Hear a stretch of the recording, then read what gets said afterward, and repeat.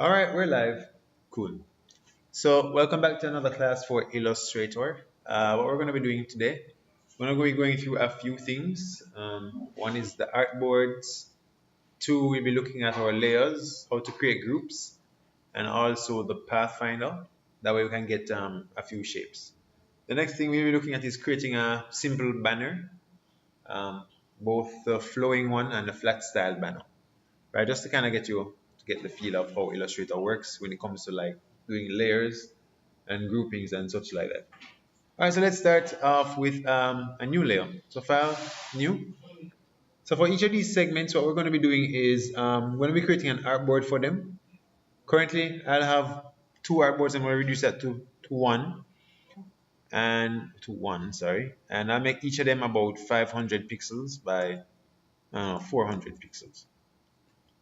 Once we do that, I have my bleed edge there. I can press OK. And our first artboard looks like this. Currently, if you look down to the bottom left here, you will see 225%. That tells you what size it is zoomed in at. We can go to 100 and you'll see the actual size. So this is what it looks like. All right, I'm going to open up my layers panel. Right now, there's nothing inside my layers. There's basically nothing there at all. So the first thing we want to do is, I guess one of the easiest things to do is make a droplet. We'll make a droplet first, and we're looking at making a cube that looks three-dimensional. Right? By holding spacebar, you can drag around your work area, pretty much by pressing and holding spacebar while moving your mouse. All right, so let's start with a droplet. Essentially, you can create a droplet using two nodes. All right, if you remember with the Bezier.method.ac game, Master in the Pen tool game, it kind of shows you how to create a few shapes. And remember how to create polygons is simply by click, click, click, and you can get a polygon shape, right? If you want to get a curve, it's click, hold, and drag, and you can always create the curve as such, right? In the later versions of Illustrator, it will show you a little preview of where you're going to be drawing from, and these are two ways you can create different and various objects in Illustrator. All right, so I'm just to delete that. So first things first, let's create a droplet. We can work with our stroke size. I'm going to increase that to about 6, and I want the fill color to be blue. Right, let's say we're working with blue, and I want a stroke color of probably a darker blue, right? And I press OK. Once I'm satisfied with that, I can go to the pen tool, click here, click my point, and right now I have smart guides on. So it's going to snap towards like the center points on the scene, and you can enable or disable it by going to view and choosing smart guides. Shortcut here says Control U, so you can turn on and off your smart guides. So what we'll do is start off with a droplet. I'll click here, then to the very base of it, click and hold. Can hold Shift to get a kind of a constraint there on that particular axis or that or this axis. We can just want one like this. Next one, just click back at the original point and you should get a simple droplet. Looks easy, you know? Right, so that's a single droplet. And if you want to, you can always add a few more things to it. Now let's say we're making a flat style droplet. You know, flat style graphics have very simple things. So what I'll be doing is I'm going to click here, and we're going to be creating a simple curve to about here. Now when you create a curve, it's going to look like this. And right now, if you look at the right side on my path, I have one layer and two layers. You'll notice though, in this one, you actually do have a fill color. And it's the same fill color as your droplet. If you want to remove your fill color for any reason, click there, come over to the color panel here, and just click that little red and white button there. That's going to create a no fill. The next part now, I'm going to click here, and I kind of want my edges to be round for that stroke. So I'm going to click on the stroke itself, hit the stroke button there, and we can choose the cap to be rounded. So now I have a rounded cap, like so, right? The next thing I can probably try and do is just play with my, I kind of want a dashed line. So 1, I can create a dashed line like so. Right now it says 2, so it's going to give 2 space to 2 space. So let's say I want that plus I want 2 to 30. And I create something like that. Right? Now typically your droplets wouldn't really have a blue little thing there. But you can always create something like this just to give it a little bit of a flair. Or if you want to change the color to white, you can simply double click on the stroke color because this is a line and change it to white. And you get something looking more like that. So it's like a really flat style icon. If for any reason at all you need to change the size of it or the thickness of this, you can always go to your stroke and increase it, or just come down here and increase it by doing that. But right now, size 6 works because it has a nice consistent thickness with the border that we have here.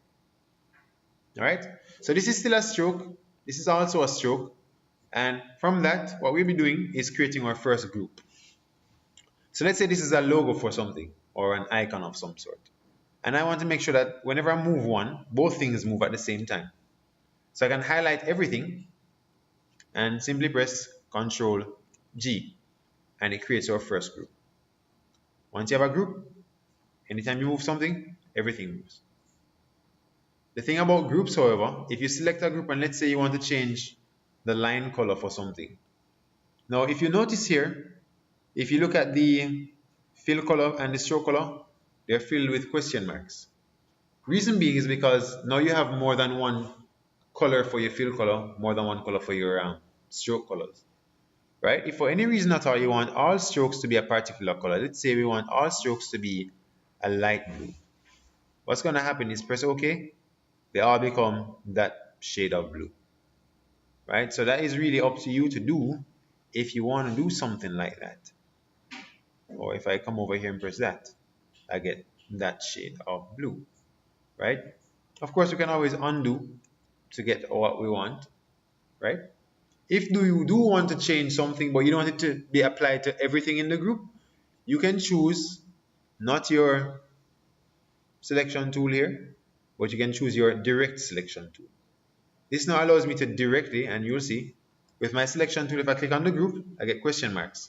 However, if I use my direct selection tool and select something, you're going to see that it's only applying to what is being selected. So that would be just this blue part. If I want the white one, click on that, and I'm only getting that part only.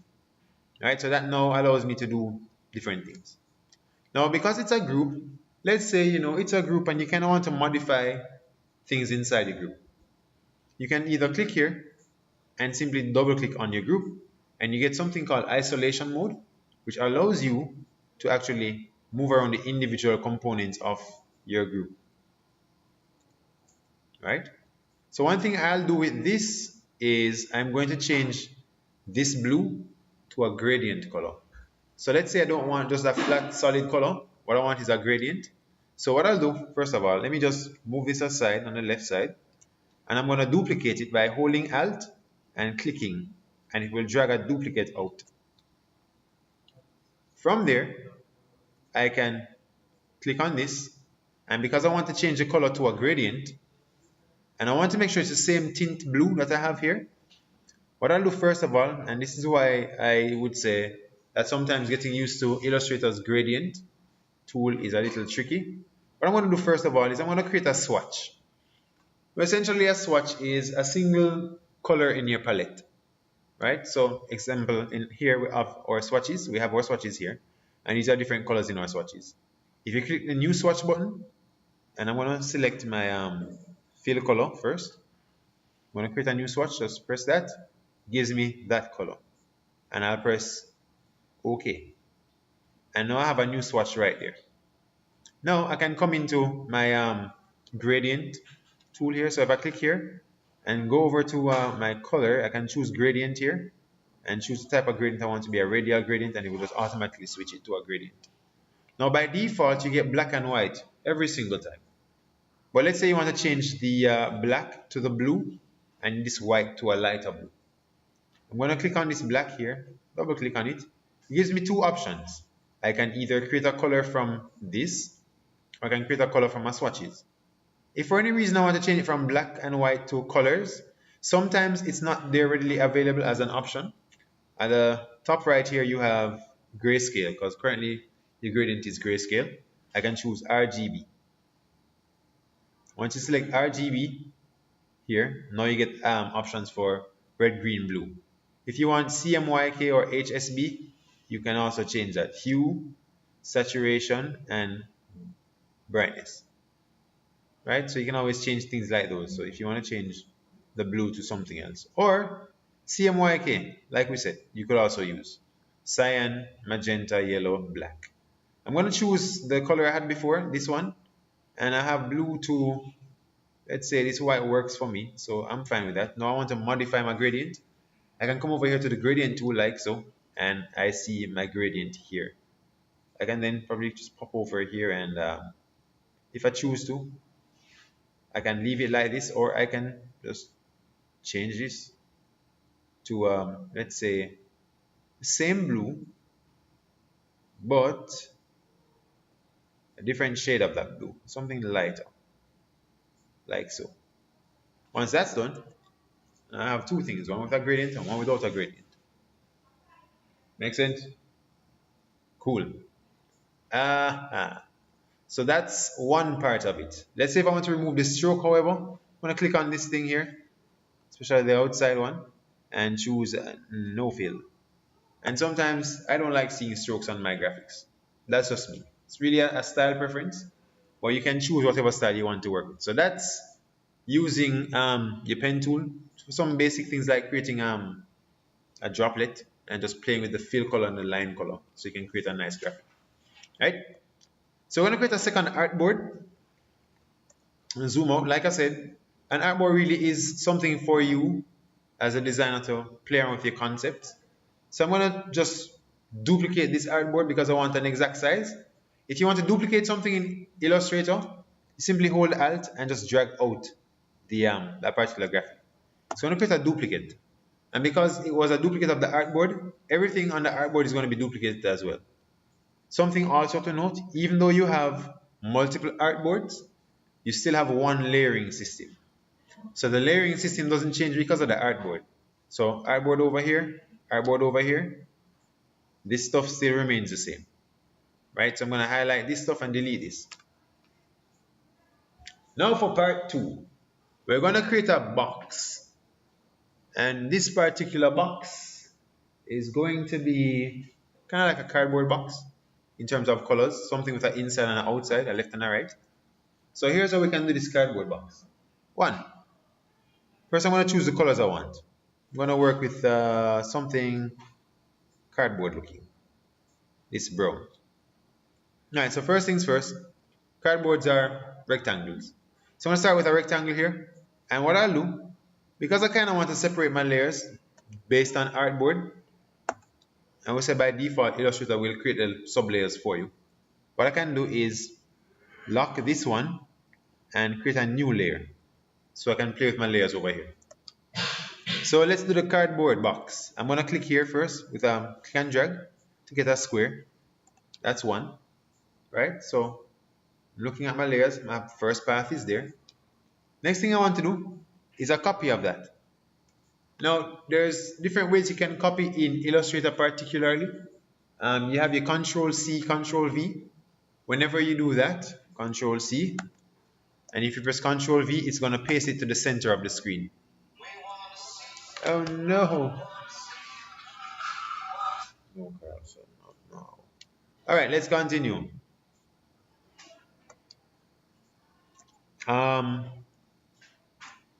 So that's one way you can copy Control C, Control V. And remember, Control V will paste whatever you're copying into the center of the screen. If, however, you want to paste in front, it's CTRL and CTRL copy, Control C, Control V, Control F, sorry. If you want to paste in front, it's Control F. And that's going to paste your graphic, let's say we choose this, in front. Right? If you want to paste the back, however, Control C, Control B, and if we move this aside and I paste and I just change the color to match, Control B pastes to back. So you have front and back. So what I want to do is I'm going to copy this, paste to back, and kind of shrink it a little bit. But I kind of want to darken the color a bit more, so I'm going to pull this over a little bit, like so. Right? And because we're playing with perspective, you kind of want to shrink it just a smidge. And just move it back a little bit. Right, so we have that. Next piece. So we have two layers. Now what I want to do, I want to create a line that goes from here to here. So I'm going to use my pen tool, one, and just change the color slightly, right, like so. Click one, click another, click the next one, click another one, and click this point. What that does is that it creates a polygonic shape, and that allows you to open and close your points. So it looks like that. Now I could do the same thing for this side, but rather what I'm going to do is just Control C, Control B, that's paste in the back, and I'm just going to move this across like so. Now, Norm, if you look at it, it's actually a little too short, and I'll do this. And what we'll be doing is a little short because, you know, perspective wise, if you play with it, it's going to be exactly parallel to that. So we need to go click on that object and just drag it over till it snaps. Because we have smart guides on, it's going to snap. So now we have a simple little cardboard box. Of course, you could always create a lid for it if you want to. And I'll just simply create a lid like this. I'm going to click one, click the other edge. Just do a thing over here. You know, just a thing. Let's come on over like so. Right?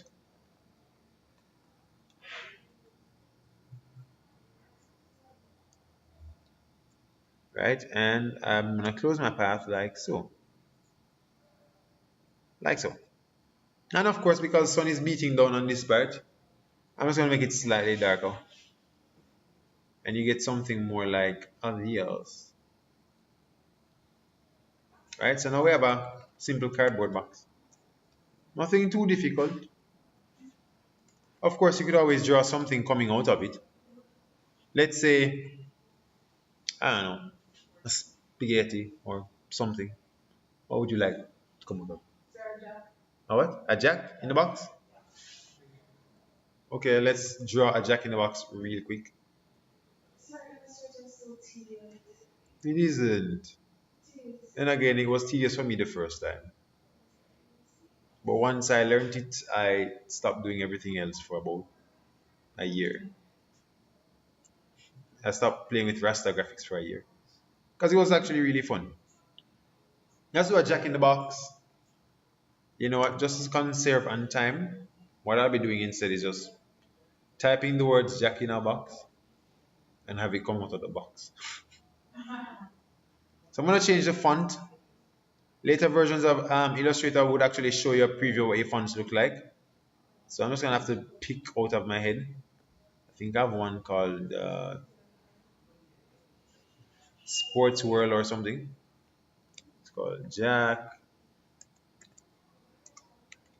in a box. Jack in a box. Right? So I'm going to center that, make it bigger.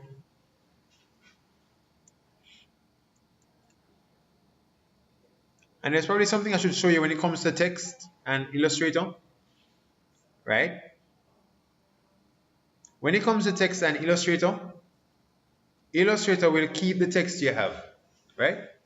So example, what I mean by that is that if I have let's say I'm designing a logo for someone and I use currently this font is called Sports World. If somebody that I'm sending this file to has Sports World, it's going to work out fine. But there are cases where you're designing logos for clients, and what happens is that they don't have the font that you have, but you still want to preserve this. What do you do in a case like that? What we'd have to do is convert this from a text to an actual path. And the easiest way to do that is to go under the type option here and choose create outlines. And what that does, converts it to a path. Of course, you know, if it converts it to a path, it's not exactly going to be easy for you to tell which font it is. So sometimes when you're doing things like these, it's always good to go somewhere outside the document and just make a little note. You know, sports world font. Right? And just make a little note right there. So that when, if somebody asks you which font it is, at least it's somewhere in the document that tells you, right, that was the sports world font. Somewhere outside my bleed edge. Right, so this becomes a path, and one of the cool things is that because it is a path, I can do so much more with it. Right, let's say I want to play with this a bit. I'm going to highlight these, and let's say I kind of want to play with the way the text looks. I want to make this size bigger. So it says Jack in a box. Pull that up. Jack in a box. I'll highlight these with my direct selection tool and kind of just go back to my selection tool and just have Jack right on the top of the word in, as though you know it's gonna fall off. Jack in a box. Coolness. So I have something like this. Jack in a box.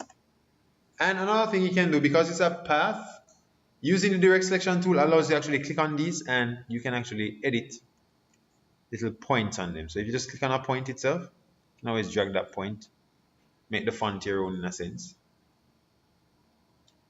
Right? So if you want something to look like that, you can always just, you know, play around with things till they become something you like.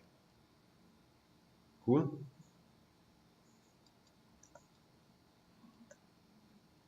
So let's say you have a logo you want to make, and the font has some really nice fonts, but they're not exactly what you want. You can always play with them. So let's play with this. This is a Jack in the box, and we just group this. And once you group something, if you look here, you have something called group here. If you want to rename, you simply just double click on it and call this Jack in a box. Jab. So when I pull this over here, right now it's currently on top. If I want to move it down in the layers, I can do Control left square bracket. Left square bracket. And I don't want this to be in front of anything, so I need to put this on the lowest layer. So Control Shift left square bracket will push it all the way to the back. Right? So that's where it is. And once that's done, I'm just going to change the color to something else so that we can have more things to have. Right? Ew, that's ugly. Alright, cool. Jack in a box. Yes. Yes. Alright, so that's that thing. So Jack in a box is a thing. See, it doesn't look bad, does it? And we just group everything else again. That's grouped. Everything is grouped. How's that so far? Looks good? Yeah. So at the beginning of the video, I kind of said I wanted to go through a few things, creating some simple objects using the... I've forgotten. That's fine. I should have wrote this down. I said I want to do something like with a Pathfinder, right? And this is actually very important. Reason being because having a good knowledge of how Pathfinder works allows you to create some more complex shapes without having to draw them example from scratch. It's like you can use a bunch of shapes to create a particular shape. So I'm going to do one more thing. I'm going to create an artboard. This time I'm just going to just draw it out or drag it out. So this one is for the Pathfinder. Not exactly the same size. Alright, so here's how Pathfinder works. Very easy. Now we said that everything in Illustrator is made with paths, right? Paths and shapes and colors and lines. The only thing with it is, well, using the Pathfinder. So here's how Pathfinder works, and I'm going to show you. Let's say we're creating a logo. I'm going to create one in the color red. Right? Cool. And somebody give me a letter. A. All right, cool. So let's say we're working with the letter A. Color A. Let me just kind of make this a little bigger. Okay, that one looks nice. That's from Angel Tears, but I can't use that because that is a font you gotta pay for. All right, so I have quite a few fonts. Right, so here we have Beyond the Mountain. This is a personal use font as well, so you can't use that for commercial use. Next one is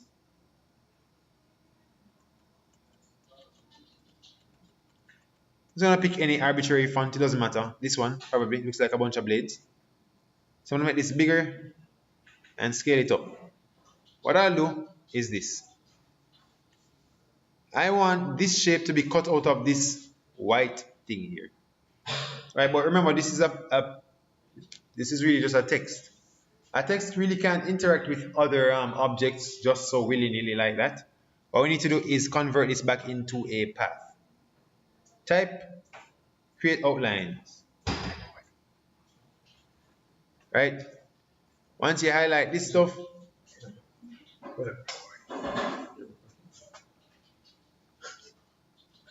so once you create a path out of this thing, and this is a path, we can go to the Pathfinder. Shortcut for Pathfinder, Control Shift F9.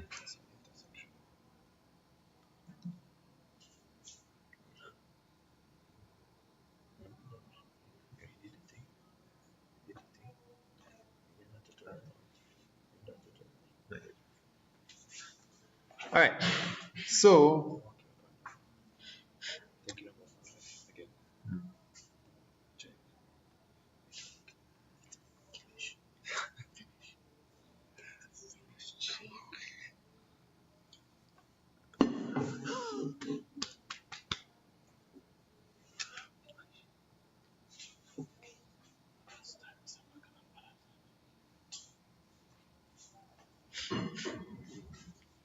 okay.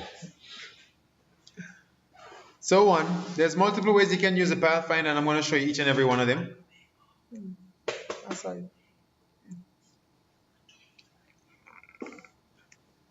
So I'm going to make a whole bunch of these.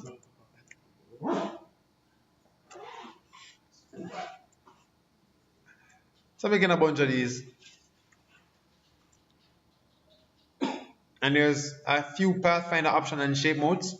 So I'm going to make as many as I can and just show you how each of them work. So first one. This one has a shape mode called Union or Unite or whatever.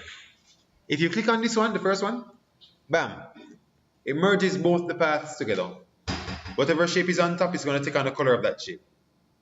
So if I did this the other way and I put this one in front and highlight them, what's going to happen is that's going to happen. So whatever shape is in front, it takes on the color of that. The next one is this one. And this one's going to be a little tricky because I have really 3 shapes to work with. So when we do this one, it's actually called minus from the front. And you click on it, it's going to minus whatever is in front. Right? Then you have this one,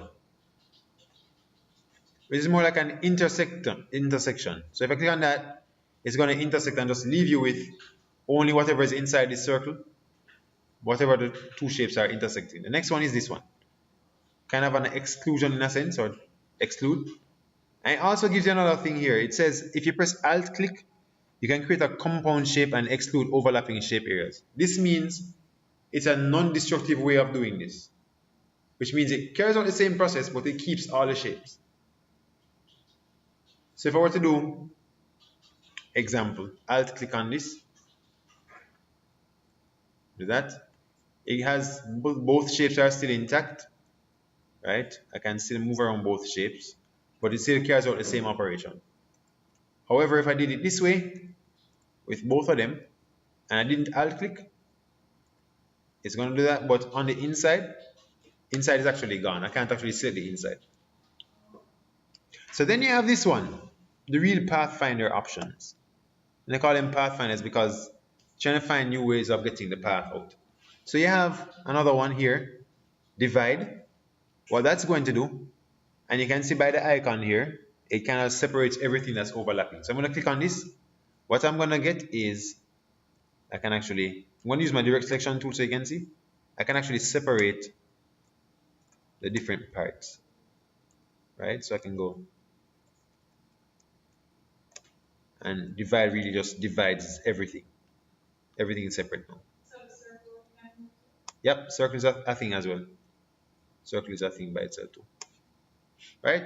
And you can see just by using it, you can actually get some of the same shapes. Then you have another one. This one is the trim. Let's see what that does. I'm going to highlight everything and a trim. And you'll notice something, even based on the icon, it has a thing with the colors. So whatever similar colors are there, it's trimming similar colors. So that's one part of it, and this part's another part of it, right? So it keeps the colors that are the same intact. So it's not like it removes each path that crossover, but it just, you know, works with the colors and keeps them intact. The next set of things we have are these. We have one for merge, and it's going to merge colors that are similar. Really, you won't see a difference between them because if you look at it, the black is already together with the other one, and the red is already together with the other one. So no real thing there. And you have this one, and I'm going to create a few more extra copies because we have 2 more operations to run on this. And I'll just make my artboard slightly bigger. Artboard tool there, and just pull this down. Pull this out as well. Then we have this one. Here we have the crop tool. Click on that and it crops it. It's kind of like an opposite to this one. Sorry, this one. Crop tool is kind of the opposite of the intersect in a sense. Then you have, oh, there's more.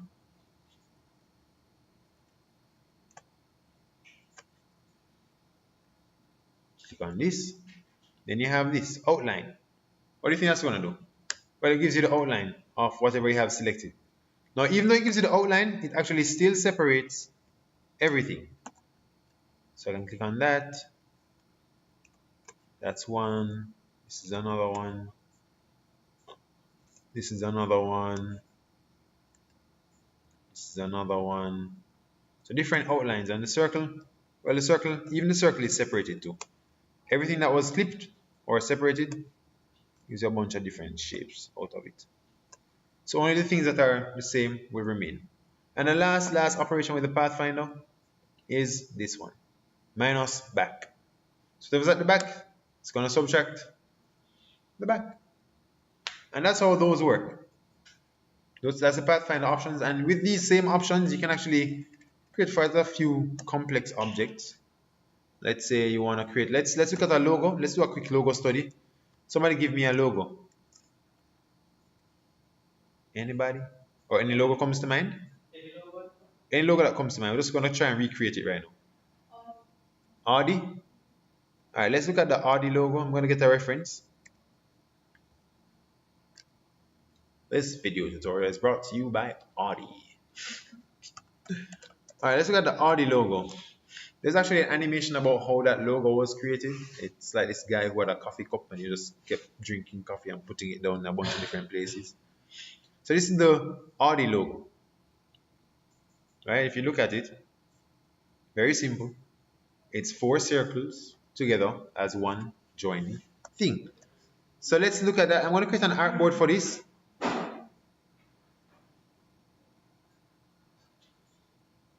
Alright, so let's do that. Audi logo. It's a circle. Let's just borrow this right here. We can even probably try creating the words too. I'm not sure which one is the updated one, but this looks like it was done some years ago. It says 1999. The more modern Audi, I'm not sure what's the... Alright. Because some logos go through revamping. Audi logo, latest. Alright, so this is their logo now, looks like, I think. Alright, so let's borrow this. I'm going to copy the image, paste this here. Wow, that's large. And I'm going to shrink it.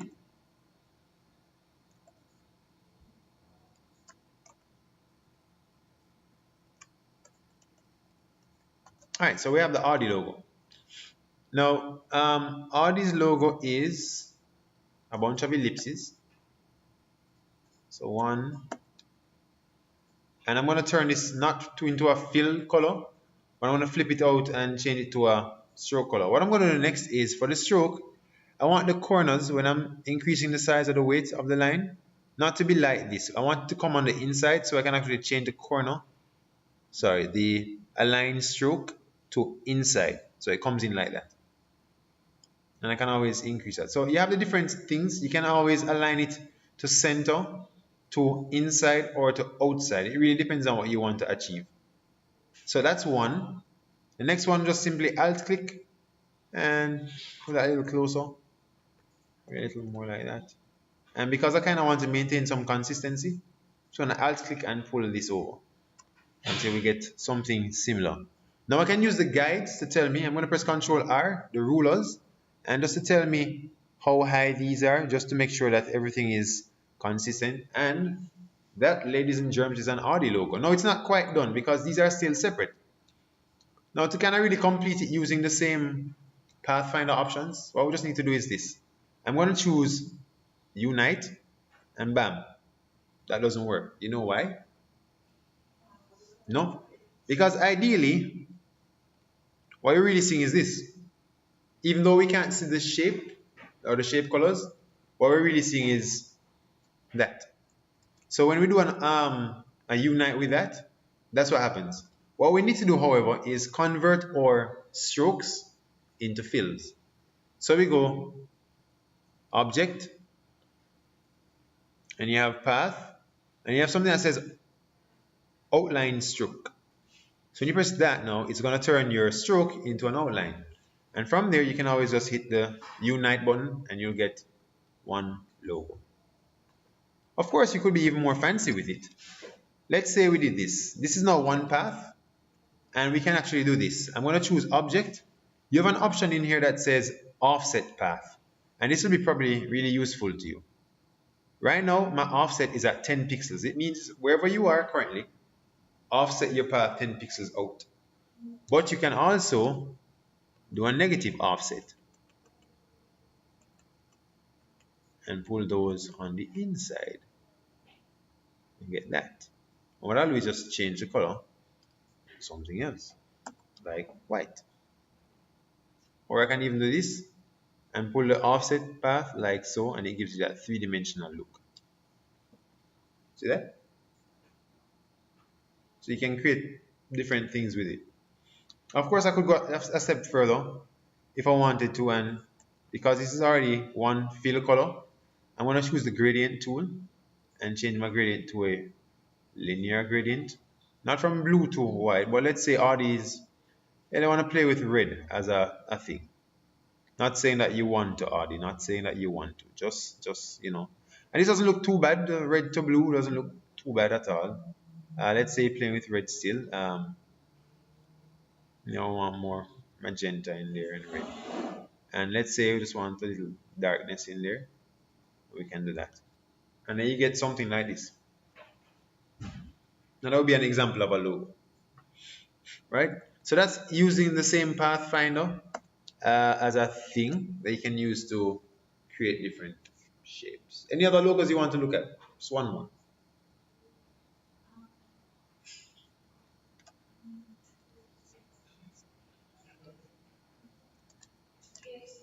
KFC? That one?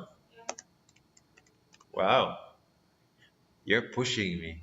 Nice. That's fine.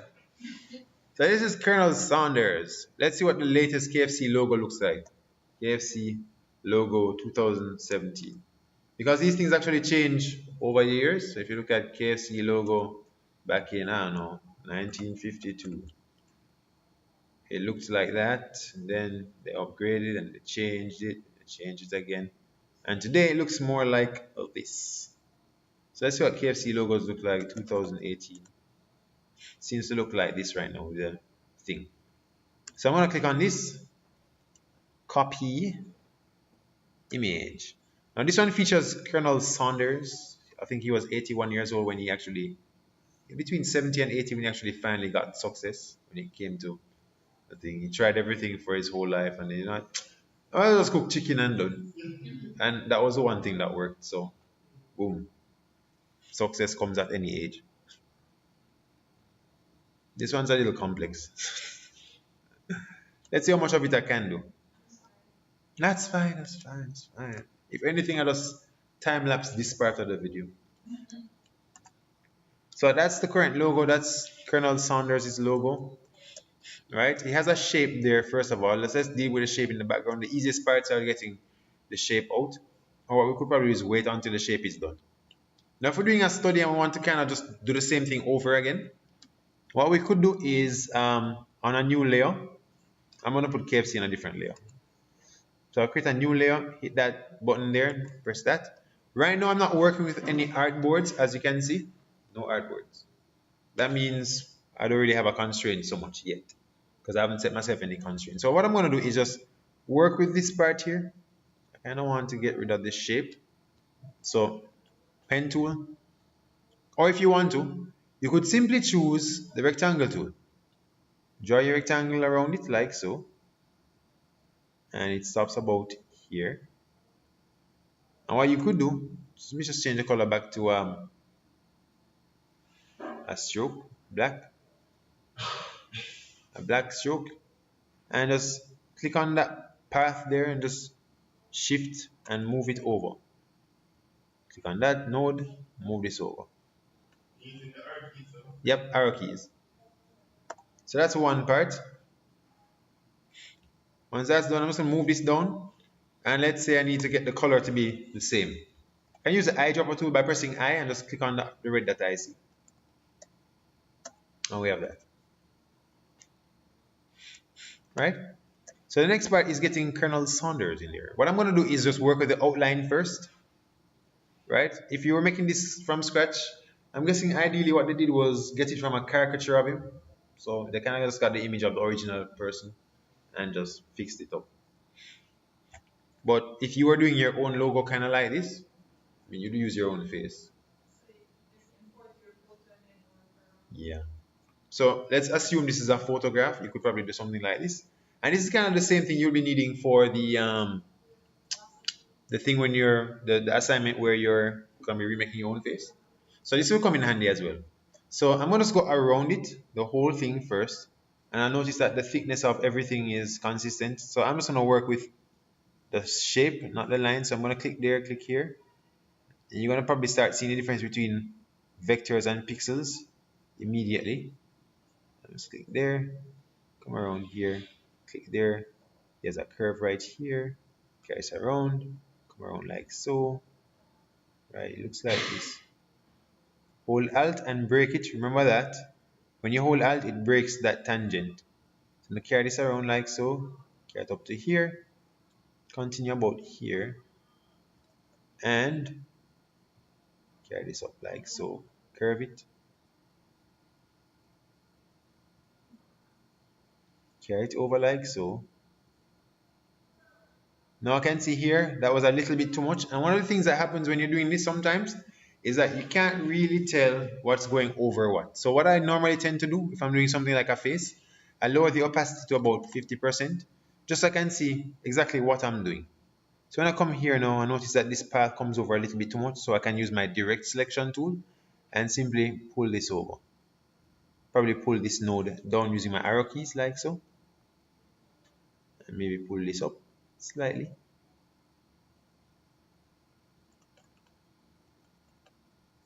And here now, pull this part in. So that's fine now. Pen tool, click there. Create another one here. Comes down along that tangent line. Comes around like so. Curves, like so. Use my arrow keys to fix that up. Carry this around. And it kind of broke, so I'm going to have to just click on this part here and carry this around. Sometimes it will break, and I'll just pull this in to shorten it and create a curve right about so. Click there, create another curve about so. Click here, create another curve like a so. Carry this around like so. Click on this part with a slight curve break the tangent, carry it around, carry it another one around, and go there. And like I said, I'm working with the black areas first. Because when it comes to things like this, you can have to work with the overall shape. So right now, let's deal with all the black. So I'm gonna just close this off like so. Right now, I don't need to worry about the shape of this whole thing, but I'll just work with this, hold shift and just go there, and kind of clip that part there. Now that's one thing. What I'm gonna do next is, by holding shift, I can just move it a certain amount of, in terms of length or distance, fixed distance really. I'm gonna make it black, so now I can see that. So what I need to work on now, I'm gonna try and work on the white areas, right, or any areas I think might be necessary now. So I have not only the white areas to work with, but the yellow. And if I were to do this by layers, which layer you think would come up after the black one? Would it be the white one, the brown one for the skin? What do you think? The brown one, right? Yeah, that makes sense. So I'm going to work with the brown areas. So I'll just work here and carry that around.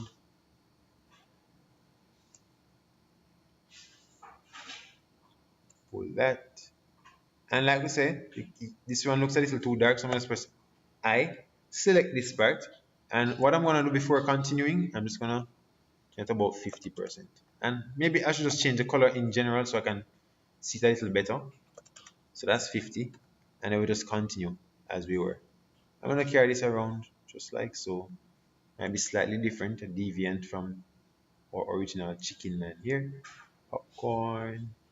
So click on that. Carry this around. Alt.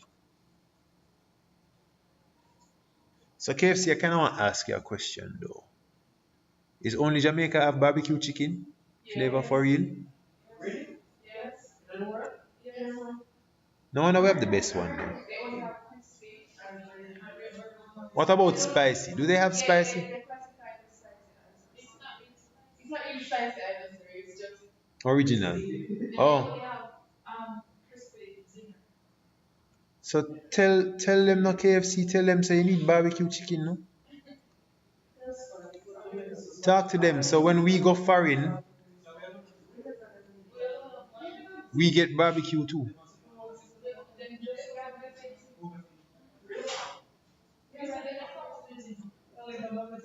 I can only hope this video touches your heart, KFC. You know? Maybe all I eat is KFC. Yeah. How about that? Real Jamaican flavors. You get, you probably get island grill all up in that coastline ship or something. And do some things there with like in that jerk chicken idea. Crispy jerk chicken. How that sound? Super spicy, original, or Scotch bonnet pepper.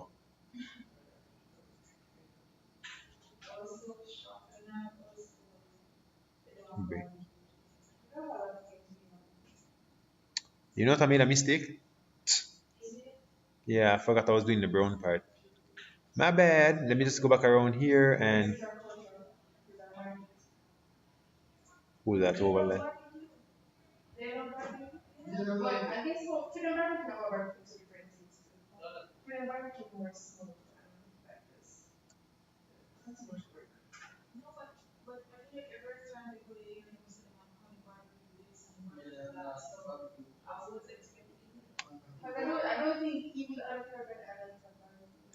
Well,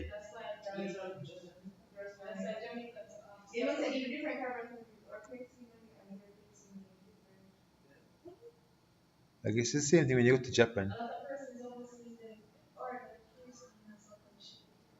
Wow.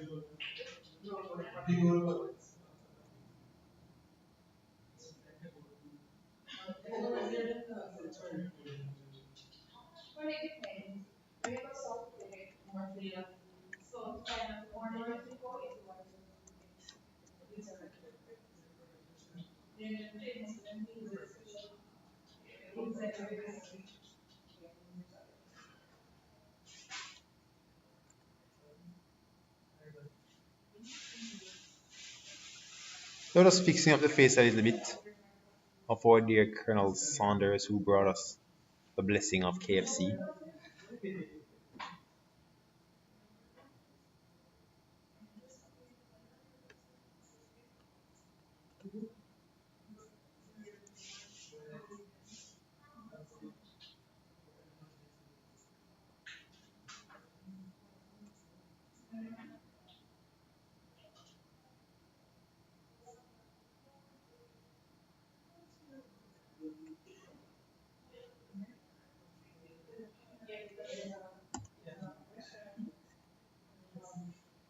By the way, if you're ever doing the path, if you're ever using any tool in Illustrator, if you press caps lock, it gives you crosshairs so you can see things a little better.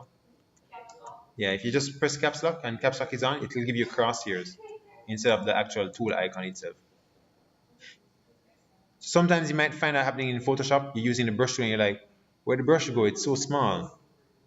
It's actually because the crosshairs are on. Let's go around, just come around, do the same thing around here too. Yep. Oh, when I do what? Background music? It depends on if I put it in there. And let's put in some of the brown for this part too. Right? Yeah, I see some subscribes, I'm on Nikki subscribed and all these different things. It's like, well, look at here. Subscriptions.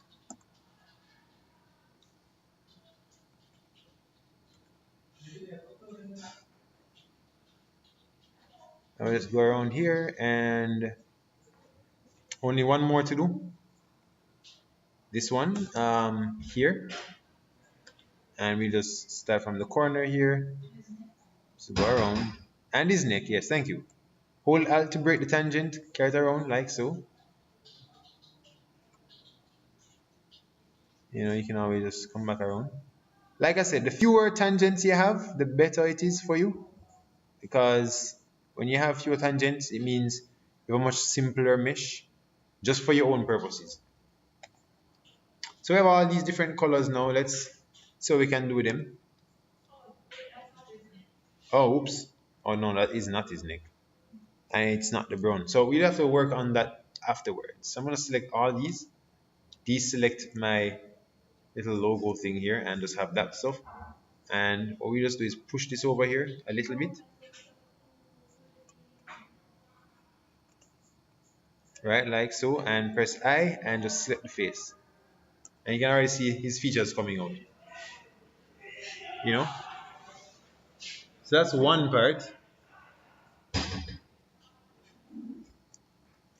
Next part is getting the white stuff out. So one, click here, and his hair is just white like snow. White. I'll select another color to just work with it. And that's two shapes. Hold Alt, carry it around. Because you'll notice that he has a very, it's not exactly sharp when it comes to the way they did his appearance in terms of the logo, but you can just work with the shape that you get. That's one white part here. There's another one here. Let's come around like so. And we're almost done, I think.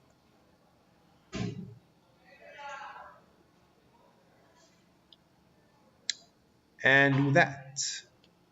Next one. P, you know.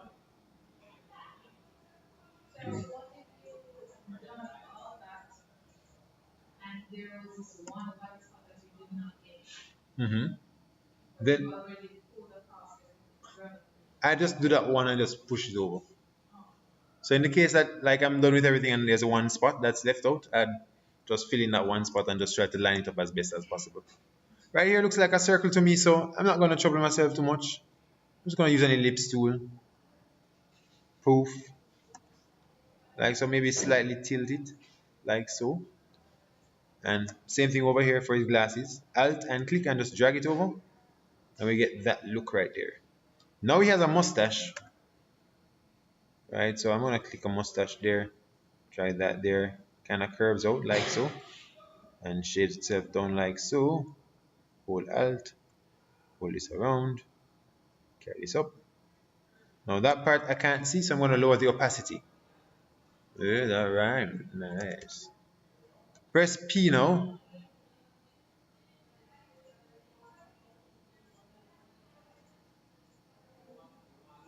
And do that.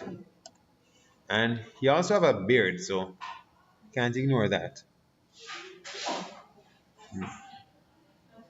I think that's his teeth.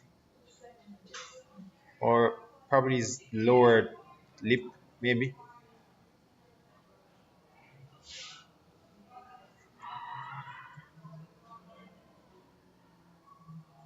I'm guessing no. Right here and here. And I think down here comes like so. And just fix up that right there. So oh, we forgot the mouth thing. So click here, drag out like so, and just pull it back. Huh? Oh, I wasn't that time because I already created like a single point. And if I click and drag and meet that point again, it's gonna create a shape like that. But if you want to break a tangent, example in this case, you want to break something, hold Alt and it breaks that tangent. And you can create something like this.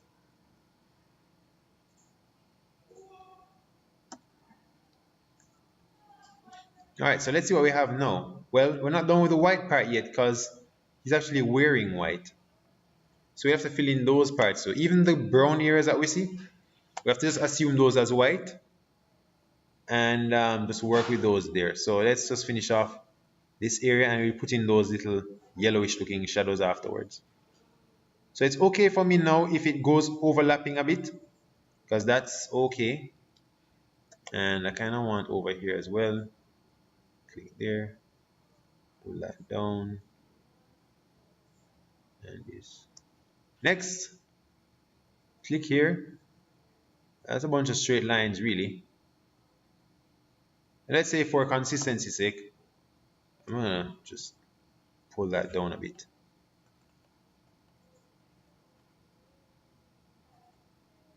So I want to hold Alt to duplicate. You can just drag it out. Just drag it out. And against slight deviations here, I'm just gonna twist it a bit.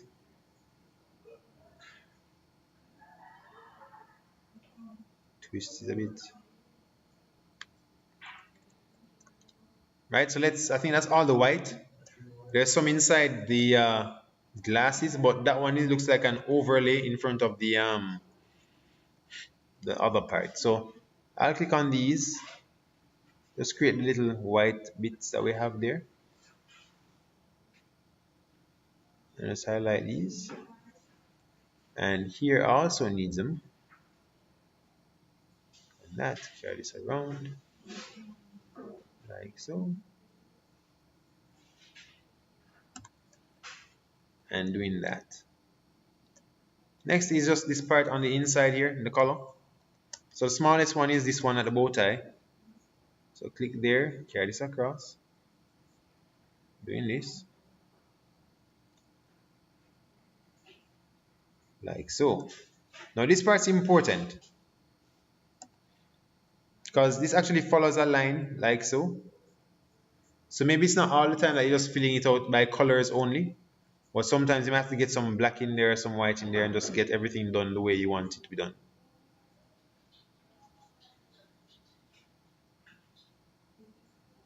And I'll lower the opacity on this so I can see a little better.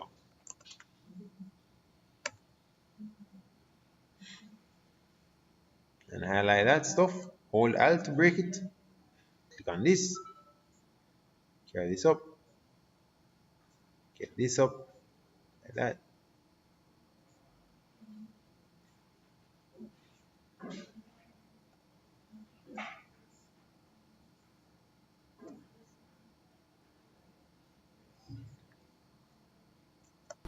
Next side. Click here. Carry this up.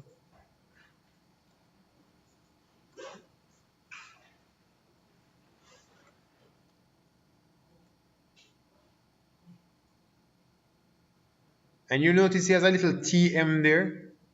It's a trademark. Of course, I'm not ripping off KFC. Obviously not.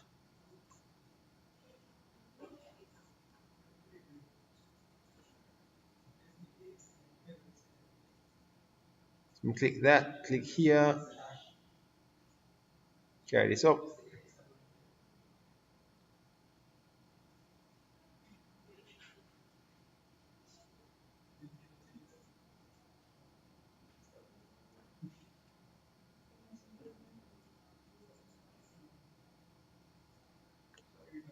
And let's say that's all the white we have. I'm going to highlight everything.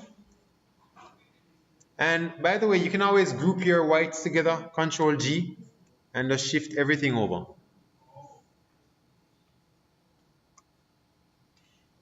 So now we kind of forgot a mustache though still. How did we forget the mustache? No, we didn't. Shh. Recording.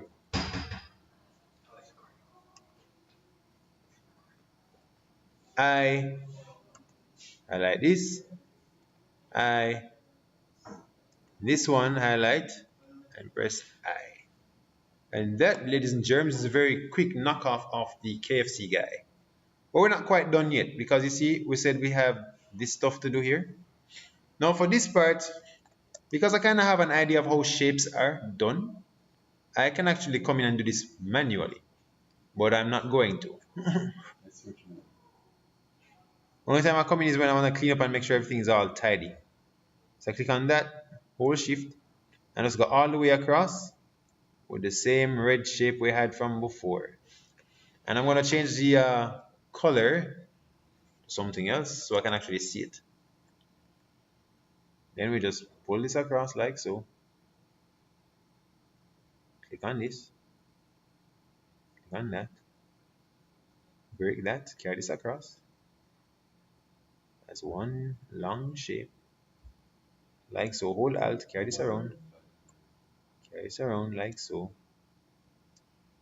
And click on that. Then we make it red. And move this. Oops. Wrong one. Direct section tool. And move this across like so. So here's the part where that comes in. I'm going to lower the layering, but you'll notice here, right here, that you have these going over this, right? So this is where this whole direct selection thing comes in. And one other way we could do this is, let's say I have this shape here, copy. What I could do is mask it, because there's a way you can mask in Illustrator. Simply put, I'm going to just have this white area here, just these. And well, let's not do the masking, not for this one, because we already have a group for the white and it would be kind of weird. So I'm going to just do this, paste it in front, this red stuff. So copy this layer, click on this white, paste in front. And you could do it like this. And what we could do is click on just the white areas. And let me show you what would happen if we masked it. If we did a mask on this as it currently is, what would happen, make clipping mask, it would mask it, but everything else would be gotten rid of. Right? So the best thing to do in this particular case is probably use a Pathfinder option to see what we can get out of it. All right, so ideally, I'll go to my Pathfinder options and let's see what happens. Control Shift F9. And I could probably do a thing where it intersects this white area in a bit. So let's see. Nope. Could probably do this one. And what I'll do is select this, and this, and delete them. And for this, and this, I'll turn them white and just erase the extra. Ta-da! Look like him now, though. Except we don't have those shadows over here. Quite a few little shadows that he has that we don't have as well. Should we do them? Yeah? Are you good so far? Now a few errors here, if we can look at it. We just need to fix these by just going here and snapping that to that. Probably pulling this up a little bit and getting those errors out of the way. And maybe you kind of want this white to curve with this a little bit. You can come over to the convert tool and then you kind of get a nice little slender curve there. So it looks a little better. Now we just need to put in these shadows, and it's the same principle. You're just gonna come around, click on these areas like so. Just make sure everything's all kosher and nice. Hold Alt to break. Click on that. Carry it around. Now it's okay for me now. Reason why I'm being more loose with it now is because I know it's gonna be on top of a black, and if I know that, it gives me a little more leeway when it comes to getting it to look like a shadow. If you're not really clear, actually here's a shadow as well. So I can just come around and just do a free thing like that, you know. Looks really ugly and rough, but I can actually do that. Next one, something for the nose. Yep. But it makes money. Yeah, that's all it is. It really just takes time.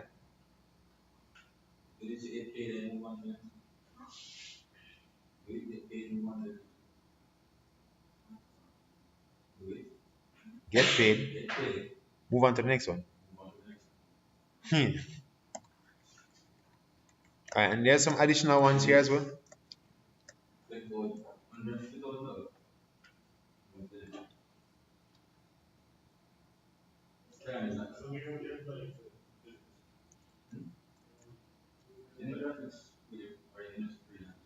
Yep.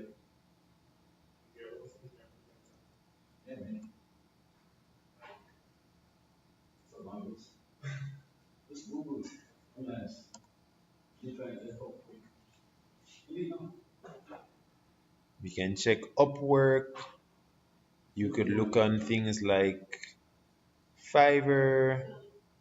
Fiverr doesn't pay that much. Having a portfolio on things like Dribble and ArtStation, as well as has.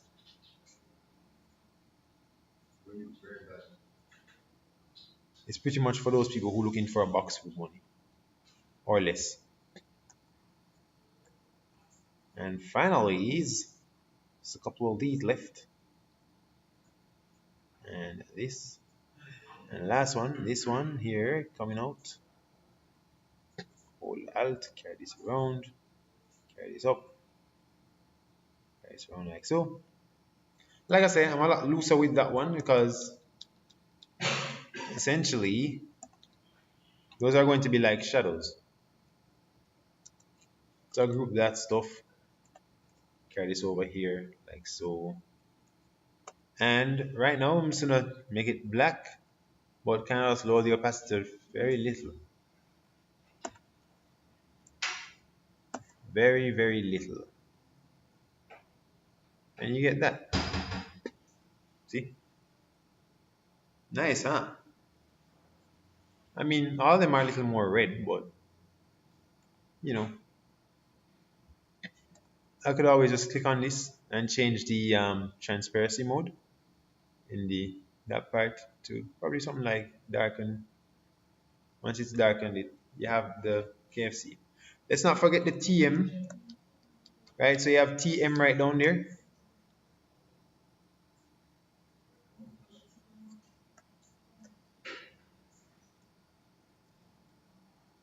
TM. Let's just make one of those standard Arial types. Arial, all caps, of course. And we have just remade KFC's logo. Just put that little TM in there. And of course, because it's a text, we need to convert it to a outline. So now that's a little bit of the KFC thing there. We could also do the text as well if we wanted to. If you wanted to. If last piece now, let's get him inside this red box here. So once you're done with Mr. Saunders here, I'm going to group everything. Let's see if he fits in the box. No, he doesn't.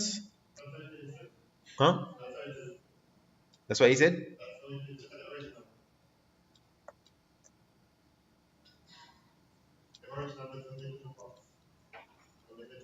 Oh no, not the head part. I mean, like, I kind of want everything to consistent in a sense.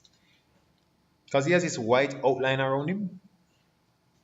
Don't know if you can see it, but about there. So I'll have to fix this a bit, just a smidge. Probably pull this up, pull this up. This too. Probably come over a little bit more.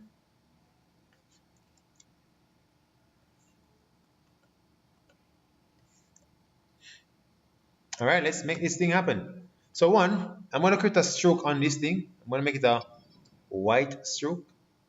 Click on it and transform. One, let's make it bigger. And just pull it in. Not too much.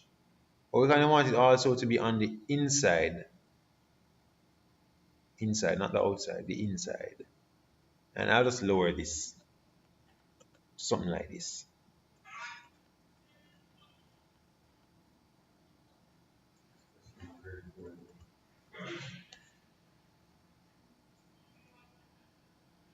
The easiest thing for me to do really is to, you can see it here, it's got white in there.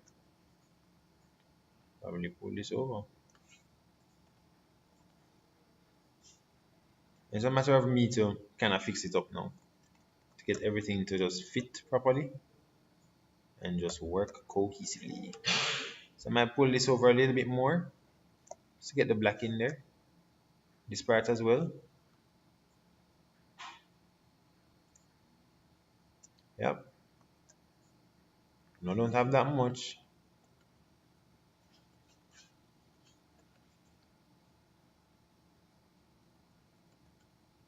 Yep.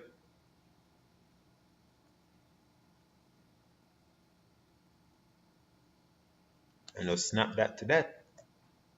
Snap this to this. Pull this over to this thing.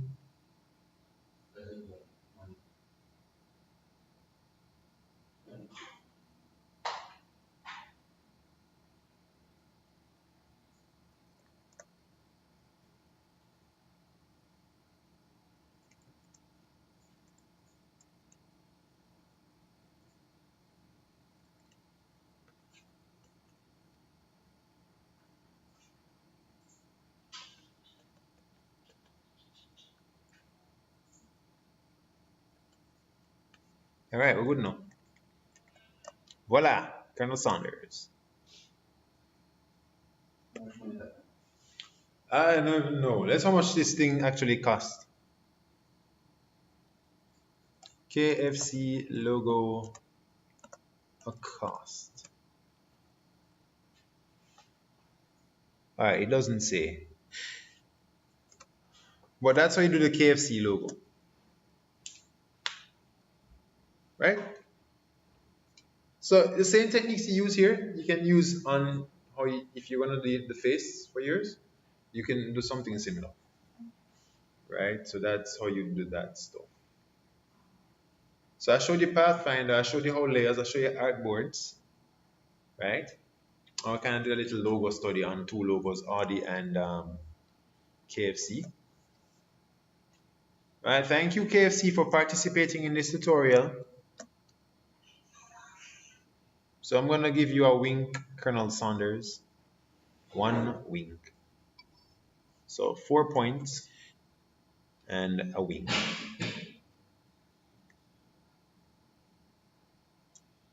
Look at you with your twinkle in your eye. Ding. Thank you. All right, so that's that part. I'm going to stop this recording right here now. Thank you for watching this one. Like and subscribe to this class.